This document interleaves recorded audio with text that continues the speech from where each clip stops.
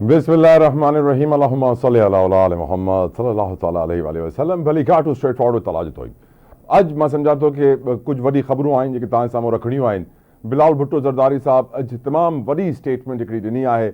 हो ख़िताब पिया कनि पॉलिसी रिसर्च इंस्टीट्यूट इस्लामाबाद में हिकिड़ी इवेंट सां कॉन्फ्रेंस सां। ऐं तव्हांखे ख़बर आहे कि पाकिस्तान में दहशत गर्दी जो वॾो मसइलो हले पियो, बलूचिस्तान में भी ऐं ख़ैबर पख्तूनख्वा में भी। खैबर पख्तूनख्वा में अॼु भी दहशत गर्दी जो हिकिड़ो वाक़ियो थियो आहे बाजोड़ में, जिथे IED इम्प्लोवाइज़्ड एक्सप्लोसिव डिवाइस जे ज़रिए धमाको कयो वियो। असिस्टेंट कमिश्नर उते शहीद थिया आहिनि, ॿिया ऑफिशियल्स भी शहीद थिया आहिनि। 5 जे क़रीब माण्हू ॿुधाए त वञनि कि शहीद थी चुकिया आहिनि, 10 जे क़रीब ज़ख़्मी आहिनि, जंहिंमें कुझु सीरियस आहिनि। तहरीक तालिबान जे लाइ चयो थो वञे, तहरीक तालिबान पाकिस्तान हिन जे पुठियां इन्वॉल्व थी सघे थी। अञा ताईं हुननि जी तरफ़ां रिस्पॉन्सिबिलिटी क्लेम न कई वई आहे, ज़िम्मेदारी न वरिती वई आहे। पर बिलावल साहब जेका स्टेटमेंट ॾिनी आहे मां सम्झां थो तमामु इम्पॉर्टेंट आहे। बिलावल साहब हिन ख़िते जे सभिनीनि खां ख़तरनाक माण्हू नरेंद्र सिंह मोदी खे ऑप्शन ॾिनो आहे कि अचो गॾु वेही करे दहशत गर्दी के हिकिड़े जॉइंट ऑपरेशन जे ज़रिए दहशत गर्दी खे ख़तमु कयूं। बिलावल साहब इहा ॻाल्हि वाज़े कई कि दहशत गर्दी जो न को मज़हब आहे, न को नसल आहे, न को बिरादरी आहे, न हो कंहिं मुल्क खे सुञाणींदो आहे, हो कंहिंखे न सुञाणींदो आहे ऐं रुगो तबाही आणींदो आहे। हिन ख़िते जा अरबई माण्हू, अरबई billions of people in this reason मुश्किल में आहिनि दहशत गर्दी जे करे। बिलावल साहब जो इहो मञणु आहे त अगरि इंडिया ऐं पाकिस्तान जॉइंटली कॉम्बैट कनि, जॉइंट ऑपरेशन कनि दहशत गर्दी जे ख़िलाफ़, त हिन ख़िते मां दहशत गर्दी भी ख़तमु थी सघे थी, मसइला कश्मीर जो हल निकिरी सघे थो, कश्मीरियुनि खे आज़ादी मिली सघे थी, ऐं ॿिया बि जेके मसइला हिन ख़िते में आहिनि उहे ख़तमु थींदा, इहो ख़ितो तरक़ी कंदो ऐं पाकिस्तान सां दुनिया खे सिखणु घुरिजे। लेकिन हिन खे अॼु तफ़सीलन डिस्कस कंदासीं। हिन जे अलावा जेके वॾी ख़बरूं आहिनि हुनमें ऑफकोर्स तव्हांखे ख़बर आहे त इलेक्शन कमीशन ऑफ पाकिस्तान अॼु रिज़र्व सीट्स जेका हुयूं 74 जे क़रीब आउट ऑफ 77 उहे अलॉट करे छॾियूं आहिनि पीपल्स पार्टी खे, PMLN खे, JUIF खे। हुन जे अलावा वॾी ख़बर इहा बि आहे कि PTI जो हिकिड़ो अहम पार्लियामेंटेरियन इजलास थियो आहे जंहिंमें तमामु तर इशूज़ डिस्कस थिया आहिनि। जेके जेल में वेठा कैदी PTI जा लीडर्स आहिनि हुननि बि हिकिड़ो ख़त लिखियो आहे कि हाणे मुज़ाकरात कयो, झगड़ो ख़तमु कयो, हुननि खे बि डिस्कस कयो वियो आहे। ॿिया इशूज़ बि थिया आहिनि डिस्कस अॼु, ऐं असां हुननि तमामु इशूज़ खे डिस्कस कंदासीं। नदीम कुरैशी साहब ने हमें ज्वाइन किया है फ्रॉम पाकिस्तान तहरीक इंसाफ। नदीम कुरैशी साहब अस्सलाम वालेकुम, बहुत शुक्रिया सर आपकी कीमती वक्त के लिए, जज़ाकल्लाह खैर। नदीम साहब अब पहला सवाल जो मैं आपसे पूछना चाहूँगा, पाकिस्तान तहरीक इंसाफ की एक अहम मीटिंग होती है आज, जिसमें तमाम तर वो लोग जिनके लिए काफ़ी दिनों से खबरें गर्दिश कर रही थी कि इनके दरमियान बड़े इख्तलाफात हैं, एक ही मेज़ पर आकर बैठते हैं, तमाम तर इशूज़ डिस्कस होते हैं। आपकी नज़र में आज का इजलास कितना ज़रूरी था PTI के अंदरूनी इख्तलाफात दुनिया के सामने दिखाने के लिए कि वो इख्तलाफात ज़रूर हैं लेकिन हम एक पेज पर हैं, और जो चीज़ें डिस्कस की गई, जो अग्रेशन गंडापुर साहब की तरफ से नज़र आया, जो ख़त डिस्कस किया गया जिसमें आपके असीरान लीडर्स कह रहे हैं कि मुज़ाकरात का आगाज़ कीजिए, आपकी नज़र में आज की इस मीटिंग से क्या अचीव हुआ और ये कितनी ज़रूरी थी PTI के मुस्तकबिल के लिए? आई थिंक नदीम साहब की लाइन ड्रॉप हो गई है। असां वरी मिलाईंदासीं नदीम साहब के। अॼु जी मीटिंग में इहो शइ बि डिस्कस थी आहे कि जेके 26 मुअत्तल अरकान आहिनि पंजाब असेंबली में, जंहिं एहतजाज कयो मरियम नवाज़ जी तक़रीर जे दौरान, हुननि जे ख़िलाफ़ बि हुकूमत पंजाब हिकिड़ो रेफरेंस तैयार करे वरितो आहे, ऐं उहो रेफरेंस आणे करे हुननि 26 members of Punjab assembly PTI जेके आहिनि हुननि खे सस्पेंड त हिन महिल कयल आहे, पर हुननि जे ख़िलाफ़ सज़ा थींदी ऐं पोइ हुननि खे मुअत्तल कयो वेंदो, मथां पंहिंजी सीट सां बि हथ धोई छॾनि। हिन जे अलावा असांखे ख़बर आहे कि PTI हिन करे बि परेशान आहे अॼु ख़ासि तौर ते, छो जे करे इलेक्शन कमीशन उहे सीट्स जंहिंजा ख़्वाब PTI वारनि ॾिठो उहे सीट्स विराए छॾियूं आहिनि पीपल्स पार्टी में, PMLN में, JUIF में। एंड नदीम कुरैशी साहब, I hope you're on the line, thank you sir for staying with us. Qureshi साहब, मेरा सवाल आपसे बड़ा सिंपल था, आज का इजलास क्यों आपकी नज़र में बहुत ज़रूरी था? इस इजलास से PTI ने क्या कुछ अचीव किया और आगे का लाहे अमल क्या इस इजलास के बाद अब आप समझते हैं कि ज़्यादा मजबूत तरीके से सामने आएगा? अब हमारे नहीं, बहुत शुक्रिया तला भाई, आपको सब देखने वालों को अस्सलाम वालेकुम। मैं गुजारिश एक चीज कर दूं आपको कि पाकिस्तान तहरीक इंसाफ और पाकिस्तान की सियासी तारीख में वो पॉलिटिकल पार्टी बनकर उभरी है जिसने बदतरीन हुकूमती जबर का, बदतरीन हुकूमती जराइम का, मजालिम का सामना किया और कर रही है। हमें ग्राउंड पे भी بہت زیادہ مظالم کا نشانہ بنایا جا رہا ہے، اور بذریعہ نیریٹو، کیونکہ حکمران اتحاد اس وقت اس بیانیے کو، جو بیانیہ انہوں نے خود بنایا تھا اس ملک میں کہ جی عوام، جمہوریت، پارلیمان اور آئین، دستور، اس کے اگینسٹ موو کر رہے ہیں. تو اس لیے ان کی خواہش ہے کہ لوگوں کی توجہ ان کے نعروں کی طرف نہ ہو، جو یہ پچھلے 40 سال میں جب یہ اکٹھے تھے، جب یہ مخالف تھے ایک دوسرے کے، جب یہ لگاتے رہے. تحریک انصاف کے حوالے سے یہ بہت بارہا پچھلے 2.5-3 سال میں یہ کہا جاتا رہا کہ جن میں بڑے اختلافات ہیں اور پارٹی لیڈرشپ میں بڑے گیپس ہیں، بہت دھانستہ، بہت سارے فیک اکاؤنٹس تھے کہ جی فلاں غدار ہے، جی فلاں غدار ہے، جی فلاں مل گیا، فلاں نے یہ کیوں نہیں کہا، فلاں نے یہ کیوں کہا. تو آپ گزارش کر دوں میں آپ کو، جو لوگ بھی آج ان مشکلات کا مقابلہ کر رہے ہیں اور اپنے اپنے انداز میں وہ اپنی رائے کا اظہار کرتے ہیں، اپنے اپنے انداز میں وہ سوچتے ہیں، ان کی فکر ہے، کچھ لوگوں کی خواہش ہے کہ اس حکمران اتحاد کے خلاف بھرپور سٹرگل کی جائے. کچھ لوگوں کا مشورہ اور رائے یہ ہے کہ ہمیں آئین اور قانون کے مطابق چلتے ہوئے راستہ نکالنا چاہیے. تو ایک نقطہ اکٹھا ہے، سب لوگ اس بات کے قائل ہیں کہ عمران خان ہمارا لیڈر ہے، اور ہم عمران خان کو اس فکر کے لیے کہ جو رول آف لا کے لیے، جو انصاف کی بالادستی کے لیے، جو قانون اور آئین کی بالادستی کے لیے ہونا چاہیے، ہم اس اسٹرگل کو کرتے رہیں گے. تو آج کے اجلاس نے ہمارے سیاسی مخالفین کو، موجودہ حکمران اتحاد کو ایک پیغام دیا ہے کہ ہم متحد ہیں. آپ کے تمام تر ہتھ کنڈوں کے باوجود آپ کا عدالتی نظام آپ نے بدل دیا، آپ 26ویں ترمیم، اس سے پہلے 18ویں ترمیم کی حیت بدلی، آپ جو اسٹیپس لے رہے ہیں، آپ نے ہر طرح سے آپ ملک کے سارے معاملات کو صرف ایک نقطے پر کہ کسی طرح آپ کو پولیٹیکل لائف لائن مل جائے، آپ کسی طرح عوامی پذیرائی حاصل کر سکیں، آپ کسی طرح پاکستان کے لوگوں کو اپنے ٹریک پہ لا سکیں. آپ کو ایک بھی، میں حکمران ذات کی بات کر رہا ہوں، ان کو آج تک ایک بھی کامیابی نہیں ملی. اس کی بہت ساری ثبوت موجود ہیں. یہ سیالکوٹ کا الیکشن ابھی ہوا بڑے ماضی قریب میں، 6000 ووٹ پیپلز پارٹی کو ملا، ٹھیک ہے جی. اور جس طرح سے نون لیگ کو وہ سیٹ جیتنے کے لیے جو تردد اور جو پاپڑ بیلنے پڑے وہ سیالکوٹ کے لوگوں کو پتا ہے، وہ کہ الیکشن میں جو ڈیوٹیز کر رہے تھے سرکاری ملازمین ان کو پتا ہے، پاکستانی میڈیا کو پتا ہے. تو میں سمجھتا ہوں آج ایک بار پھر یہ پیغام ہے کہ پاکستان تحریک انصاف پولیٹیکل پارٹی ہے اور ہم بالکل ٹھیک سیاسی جدوجہد پہ یقین رکھتے ہیں. ندیم صاحب، اب ایک اور ضروری سوال ہے. آپ کے جو اسیران رہا ہوئے، آج بتایا گیا اس اجلاس میں، اس پریس کانفرنس میں، کہ کسی کو ہیپیٹائٹس ہو رہا ہے، کسی کو ہارٹ اٹیک ہو رہا ہے، وہ اللہ کو پیارے ہو رہے ہیں. جو اسیران جیل کے اندر موجود ہیں، شاہ محمود قریشی، یاسمین راشد، ان کا بھی ایک خط ہے کہ مذاکرات کیے جائیں، اور پی ٹی آئی بھی چاہتی ہے کہ مذاکرات ہوں. آپ کی جانب سے آفیشیلی یہ کہا گیا ہے، لیکن آف کورس ابھی تک ٹیم اناؤنس نہیں کی خان صاحب نے. لیکن میرا سوال آپ سے یہ ہے سر کہ ایک طرف ہم دیکھتے ہیں کہ پی ٹی آئی چاہتی ہے کہ اپنے حالات بہتر کرے اور ان مشکلوں سے نکلے جن مشکلوں میں وہ اس وقت گھری ہوئی ہے، لیکن ایٹ دی سیم ٹائم جو گنڈے پور صاحب کا لہجہ ہے وہ انتہائی اگریسو نظر آتا ہے. چیف منسٹر ہونے کے ناطے گور خان کا آپ لہجہ دیکھیے، سلمان اکرم صاحب کا دیکھیے، شیخ وقاص کا دیکھیے، باقی لیڈرشپ کا دیکھیے، تو گنڈے پور صاحب کی جو باتیں ہوتی ہیں، جو ان کا لہجہ ہوتا ہے، وہ شاید آپ کو نہیں لگتا کہ ان زخموں کو تازہ کر دیتا ہے جس کی وجہ سے مذاکرات نہیں ہو پا رہے؟ دیکھیں، گنڈا پور صاحب ایک صوبے کے چیف منسٹر ہیں، ان پر گڈ گورننس کے حوالے سے، صوبے کی عوام کی دیکھ بھال کے حوالے سے، صوبے کو آگے لے کے جانے کے حوالے سے بھی بے پناہ پریشر ہے. اور وہ صوبہ جو ڈائریکٹ ماضی میں بھی دہشت گردی کا شکار رہا، آج بھی دہشت گردی میں اگر کسی صوبے میں سب سے زیادہ حالات حساس ہیں تو وہ کے پی ہے. میں نہیں سمجھتا کہ علی معین گنڈا پور صاحب کی حکومت نے ان تمام تر حالات کے باوجود کہ وہ ان پر ایک طرح سے تحریک انصاف کی لیڈرشپ کی بھی آلموسٹ ذمہ داری ہے، چونکہ ٹاپ لیڈرشپ ساری جیلوں میں ہے اور اویلیبل لارڈ میں علی امین گنڈا پور صاحب سینئر لوگوں میں سے ایک ہیں، تو ان پر وہ دوہری ذمہ داری ہے. انہیں پارٹی لائن پر بھی عمل کرنا ہے، انہیں حکمران اتحاد کے پروپیگنڈے کا بھی سامنا کرنا ہے. چونکہ میں خود رکن اسمبلی ہوں، میں دیکھتا ہوں کہ پنجاب میں جب بھی یہاں کی انفارمیشن منسٹر یا کوئی بھی حکومتی ترجمان یا فیڈرل میں بھی جتنے ان کے اسپوکس پرسنز ہیں، وہ خان صاحب کے بعد جس دوسری شخصیت کو ٹارگٹ کرتے ہیں، تنقید کا نشانہ بناتے ہیں، وہ علی امین گنڈا پور ہیں. تو میں نہیں سمجھتا کہ ان کے لہجے میں یہ جو تلقی ہے وہ خام خواہ ہے.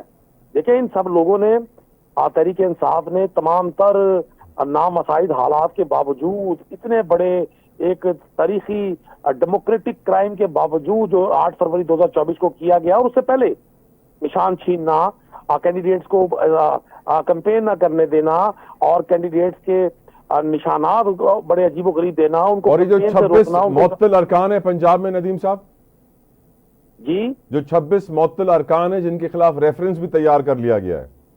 دیکھیں میں تو صاحب ایک گزارش کر دوں آپ سے، سر ہم نے ہمیشہ دیکھا حکومت کے خلاف اپوزیشن احتجاج کرتی رہی ہیں، کرتی رہیں گی، یہی جمہوریت کا حسن ہے. ہم نے تو یہ سنا، ہم نے تو اس بار چونکہ بابا آدم ہی نرالا ہے اس سارے انتظام کا، ہم نے یہ دیکھا کہ پنجاب میں جب لیڈر آف دا اپوزیشن اپنی بجٹ سپیچ کر رہے تھے تو حکومتی وزراء احتجاج کر رہے تھے، بدترین احتجاج کر رہے تھے، حملہ آور تھے اپوزیشن لیڈر پہ بھی اور ہماری جماعت کے لوگوں پر بھی. جب وزیر اعلیٰ پنجاب آئی ہیں اور انہوں نے اپنی وہ تقریر شروع کی جس کا ایک بھی لفظ گراؤنڈ پر میچ نہیں کرتا، وہ فرماتی ہیں ایگریکلچر بہتر ہو گئی ہے تو پنجاب کا کاشتکار تو سڑکوں پر احتجاج کر رہا ہے. وہ کہتی ہیں ایجوکیشن بہتر ہو گئی ہے، ایجوکیشن تو آپ نے ساری آؤٹ سورس کر دی ہے. وہ کہتی ہے ہیلتھ بہتر ہو گئی ہے تو پاک پتن میں 20 بچے ایک ہی روز میں فوت ہو گئے ہیں. تو جب ہم ان سے یہ سوال کرتے ہیں بطور اپوزیشن کہ میڈم آپ جو کچھ فرما رہی ہیں وہ بک میں ضرور اچھا لگے گا، بولتے ہوئے ضرور اچھا لگے گا، گراؤنڈ پہ ایسا نہیں ہے، تو اس احتجاج پر ان کو ناگواری ہوتی ہے، وہ ہمارے لوگوں کو معطل کر دیتی ہیں. وہاں کوئی خدا نہ خواستہ کوئی فزیکل تو کوئی لڑائی نہیں ہوئی، دونوں سائڈ سے نعرے بازی ہوئی ہے، دونوں سائڈ سے احتجاج ہوا ہے. ہم اپنے نعرے بازی کر رہے تھے اور ہم اپوزیشن ہے، ہم پر لوگوں کا پریشر ہے. لوگوں نے کس لیے بھیجا اسمبلی میں؟ مرات لینے کے لیے، اسمبلی کا احسین انجوائے کرنے کے لیے. اگر اپوزیشن نے حکومت پر تنقید نہیں کرنی، حکومت کو اصلاح احوال کا موقع ہی نہیں دینا، حکومت کی اپنی تجاویز ہی نہیں دینی، کٹ موشن نہیں دینی، بجٹ پر اپنی آراء نہیں دینی، اپنے مقامی مسائل نہیں بتانے، صوبے کے مسائل نہیں بتانے، تو ہم بیٹھے کس لیے اسمبلی میں جناب؟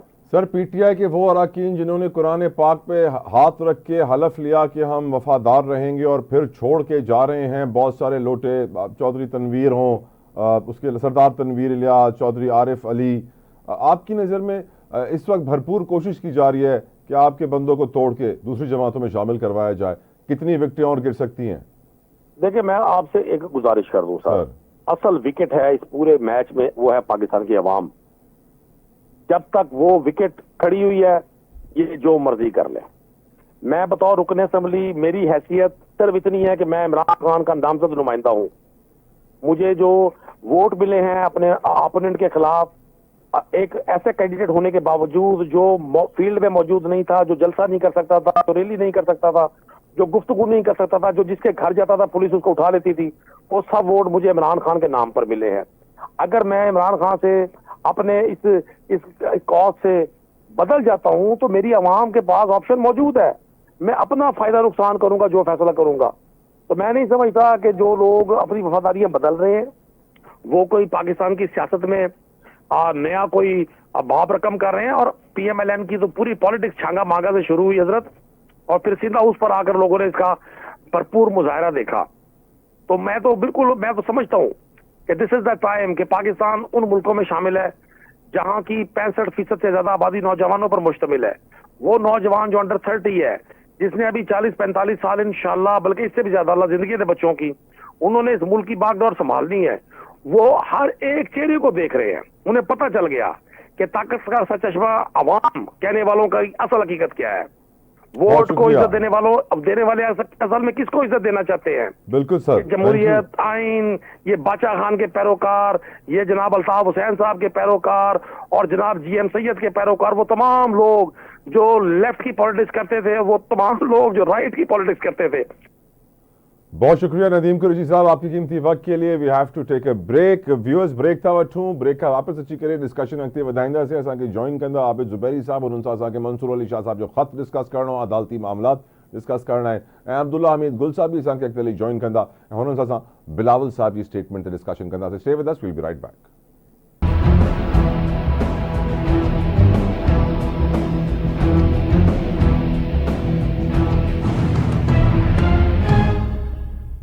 چھوی آئینی ترمیم کا پو اسائیں خبر آ کہ آئینی بینچ ٹھئی ویا ऐं justice Mansoor Ali Shah chief justice نہ ٹھئی سگیا.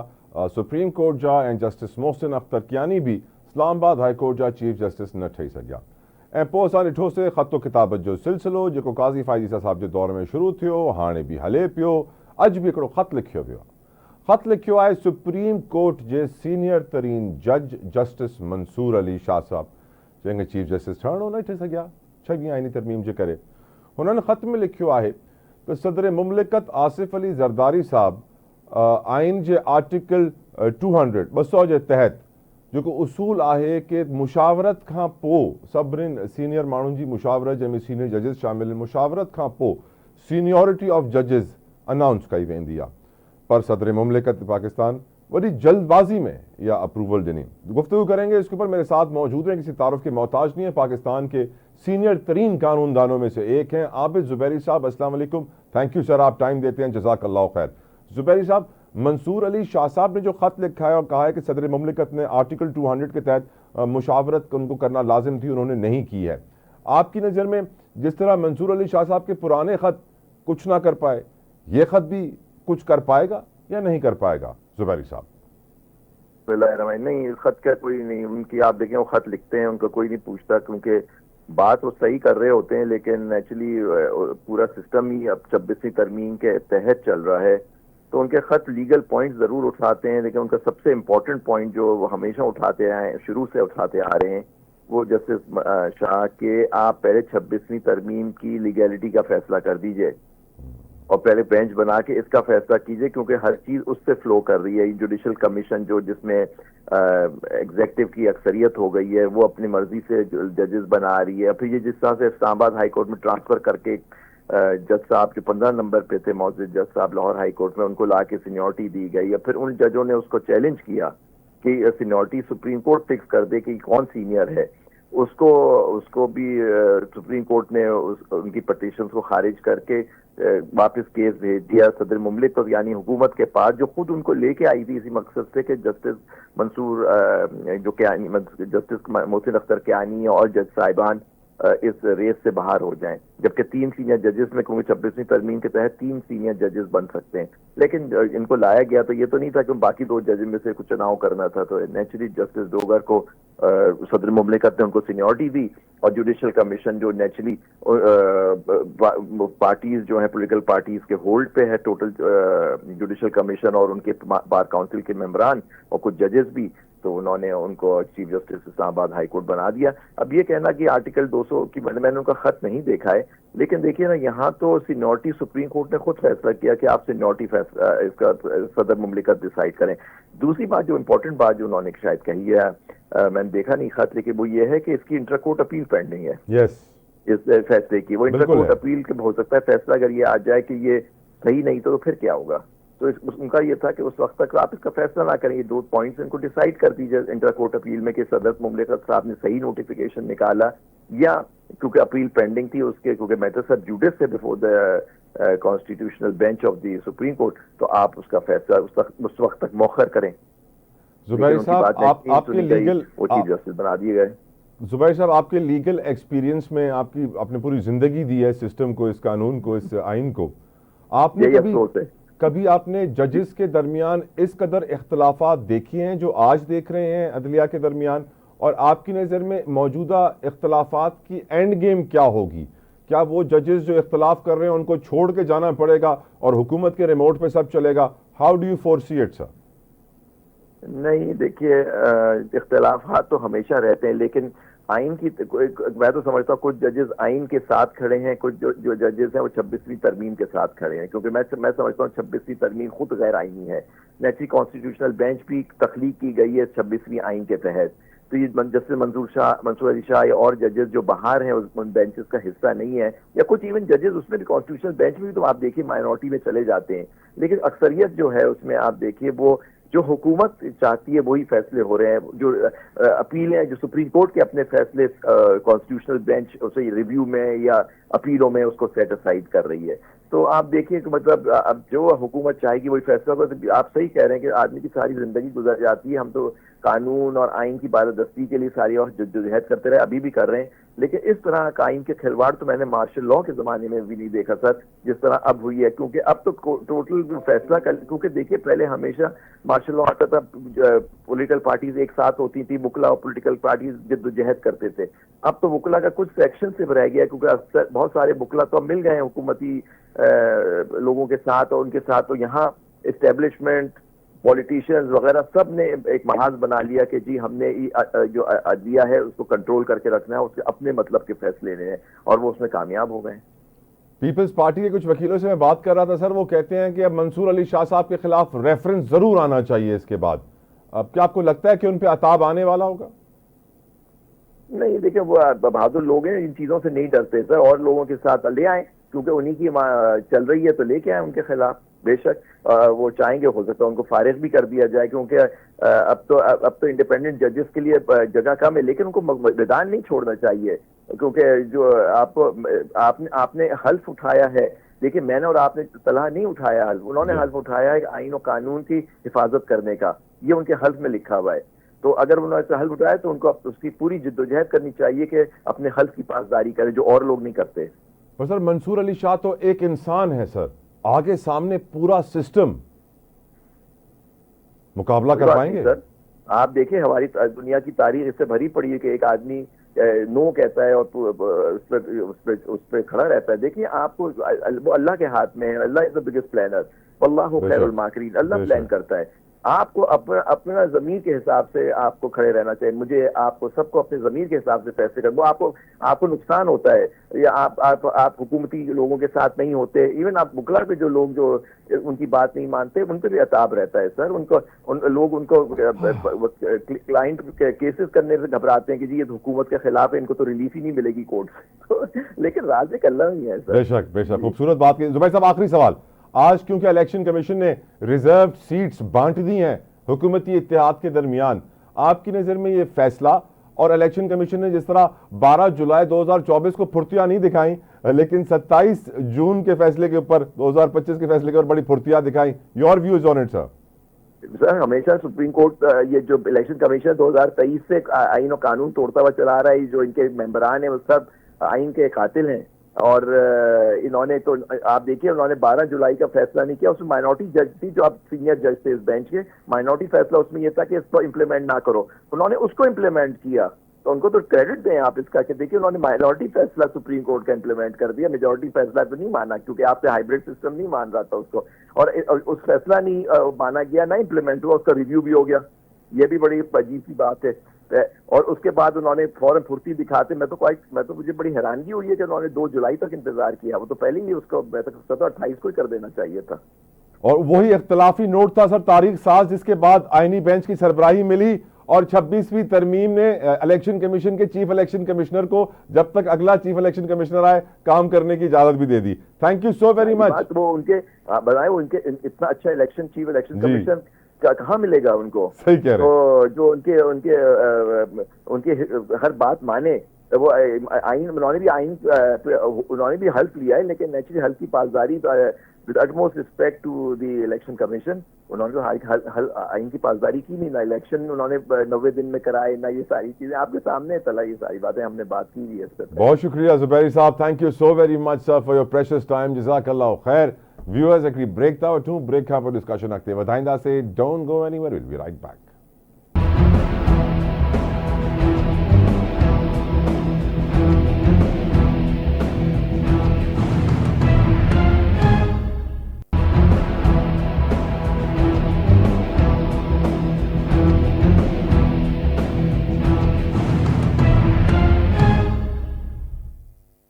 Viewers welcome back. آج بلال بھٹو زرداری صاحب نے اسلام آباد کی ایک پالیسی ریسرچ انسٹیٹیوٹ میں ایک تقریب کانفرنس سے خطاب کرتے ہوئے یقیناً بہت اہم باتیں کی ہیں دہشت گردی کا مقابلہ کرنے کے لیے, اس پر گفتگو کریں گے. میرے ساتھ موجود ہیں, کسی تعارف کے محتاج نہیں ہیں, عبدالحمید گل صاحب. السلام علیکم ورحمۃ اللہ, بہت شکریہ سر آپ کے وقت کے لیے, جزاک اللہ خیر. عبدالحمید گل صاحب, بلاول صاحب کہتے ہیں کہ پاکستان کو دہشت گردی کا مقابلہ اگر ہم انڈیا کے ساتھ مل کر کریں تو اس خطے سے جلدی خاتمہ ہو جائے گا دہشت گردی کا. بات تو بہت اچھی ہے عبداللہ صاحب, بٹ از اٹ پاسبل؟ بسم اللہ الرحمن الرحیم. دیکھیں اگر آپ نے حزب اللہ اور حزب شیطان کو مل کے کام کرنا ہے تو پھر تو ہر چیز پاسبل ہو سکتی ہے. یہ پہلی بات ہے کہ دہشت گردی اس علاقے میں، اس خطے میں، مملکت خدا داد میں پھیلا کون رہا ہے؟ کیا یہ دہشت گردی نیپال والے پھیلا رہے ہیں؟ کیا یہ دہشت گردی سری لنکا والے پاکستان میں کروا رہے ہیں؟ یہ دہشت گردی کوئی ہمارے پڑوس کے اندر چین والے کرا رہے ہیں؟ تو یہ دہشت گردی تو بھارت کروا رہا ہے. اور یہ دہشت گردی جو افغانستان سے بھی جو جنم لے رہی ہے، اس کے تمام شواہد جو ہیں وہ بھارت کی طرف ملتے ہیں. 4.2 بلین ڈالر کی انہوں نے باقاعدہ انویسٹمنٹ کی ہے وہاں. اور ظاہر ہے جو طالبان ہیں، جو وہاں جتنی بھی ٹی ٹی پی ہے یا جو دیگر ایسے گروپس ہیں دہشت گردوں کے، ان سب کے پیچھے بھارت اور اسرائیل کی پشت پناہی ہے. یہ ایسا ہی ہے کہ ہم کہیں کہ جناب یہ غزہ کے اندر کہ اسرائیل کے ساتھ فلسطینی مل کے جو ہے وہ دہشت گردی کا خاتمہ کریں گے. تو مجھے یہ بتائیں کہ دہشت گرد کون ہے وہاں؟ وہ تو اسرائیل دہشت گرد ہے. تو یہ بلال صاحب نے، مجھے نہیں سمجھ آتی کہ یہ بات ان کو یہ کیوں انہوں نے کی ہے، اس کے پیچھے کیا مقاصد ہیں. ان کو کیا سربجیت سنگھ بھول گیا، ان کو کشمیر سنگھ بھول گیا، یا وہ کلبھوشن یادو کو واپس کرنے کی تیاریوں میں ہیں؟ تو مطلب حیران کن بات یہ ہے کہ یہ وہی بلاول صاحب ہیں جو اس دہشت گردی کے حوالے سے باقاعدہ غیر ممالک میں جا کے بھارت کے حوالے سے اپنا بیان دیتے رہے. کیا وہ ان کی غلط سوچ تھی، یا آج انہوں نے جو انسٹیٹیوٹ آف پالیسی اسٹڈیز کے اندر جو اسٹریٹجک اسٹڈیز کے اندر جو بات کہی ہے کیا وہ غلط ہے، یا پھر وہ کنفیوژن کا شکار ہیں؟ اگر ایک لیڈر کنفیوژن کا شکار ہو جائے اور اس کے جو ہے وہ مختلف خیالات جنم لینے شروع ہو جائیں تو پھر میرے خیال میں اس کو لیڈر کہلانے کا حق نہیں ہونا چاہیے. Right sir. اور ایک آدمی جو ماضی کے اندر سابق وزیر خارجہ رہا ہو، جس کے نانا وزیر اعظم اور صدر پاکستان اور جو چیف مارشل لا ایڈمنسٹریٹر رہے ہوں پاکستان کے، باپ دوسری دفعہ صدر ہو، والدہ جو ہے وہ 2 دفعہ وزیر اعظم رہ چکی ہوں، ان کو بھارت کے متعلق کیا کسی کو بتانے کی ضرورت ہے؟ کیا بھارت کے عزائم، کیا 1971 کے اندر بھارت نے پاکستان کو نہیں توڑا تھا؟ تو پھر دہشت گردی مل کے ختم کرنا، میں تو حیران ہوں اس بات کے اوپر. عبداللہ صاحب، کل مستون آج باجوڑ لہر پھیلتی جا رہی ہے دہشت گردی کی. سر جی یہ تو پھیلے گی. اس کی وجہ یہ ہے کہ جب پہلی بات یہ ہے کہ جو بنیادی مقصد ہے جہاں سے یہ سارا جنم لے رہا ہے، افغانستان میں آپ ہر بار طالبان کو مورد الزام ٹھہرا رہے ہیں، جو کہ ٹھیک ہے، بالکل صحیح ہے. لیکن دوسری جانب جو ہے وہ امریکہ جو وہاں $10 ارب کا اسلحہ چھوڑ گیا ہے، جو وہاں خود وہ یہ ان کی کاؤنٹر انٹیلیجنس کی ہیڈ سارا ایڈم کہتی رہی ہے کہ جناب ہم تو باقاعدہ پشتونستان بنانے کے لیے ایک ہم نے سیل قائم کر دیا ہوا ہے، اور وہ یہ کہتی ہے کہ ہم نے $18.5 بلین جو ہے انخلا کے بعد جو ہے وہ افغانستان کے اندر دیا ہے. اب آپ مجھے یہ سمجھائیے، دوحہ مذاکرات کے اندر فریقین تو 2 تھے نا، ایک طالبان افغانستان جو موجودہ حکومت کر رہے ہیں، اور دوسرا فریق جو تھا جس نے اس خطے کی امن اور سلامتی کا ذمہ داری لی تھی وہ امریکہ تھا. تو امریکہ کدھر چلا گیا؟ اس لیے بھارت جو ہے وہ تو ایک کردار ادا کرتا ہے پیسے کے ذریعے، چاہے وہ ٹی ٹی پی کے ساتھ ہو، چاہے وہ BLA وغیرہ جیسے بلوچستان کے جو دہشت گرد ہیں ان کے حوالے سے ہو.